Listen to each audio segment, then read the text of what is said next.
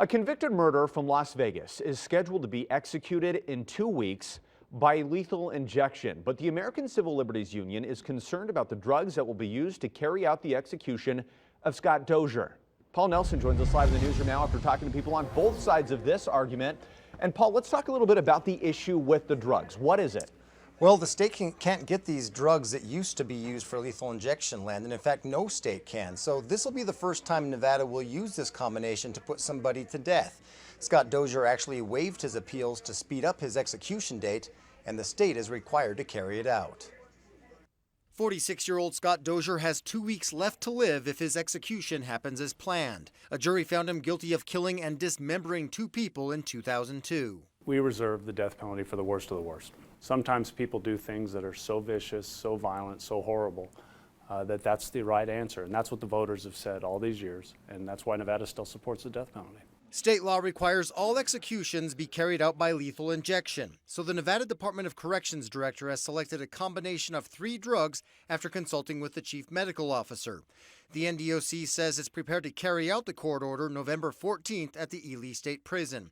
But the ACLU says the drugs have the potential to cause cruel and unusual punishment. They're using Mr. Dozier as a guinea pig because he's volunteered to have the state put him to death. But that implicates more than just Mr. Dozier, that implicates everyone on death row. The ACLU also fears that prison staffers might not be prepared for the execution.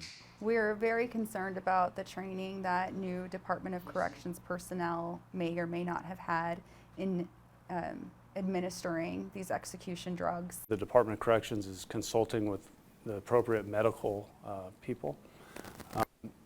And then I think what can't be lost in this whole argument is what happened to the victims of these murders. The courts have yet to release the execution protocol with the details of how the execution will happen.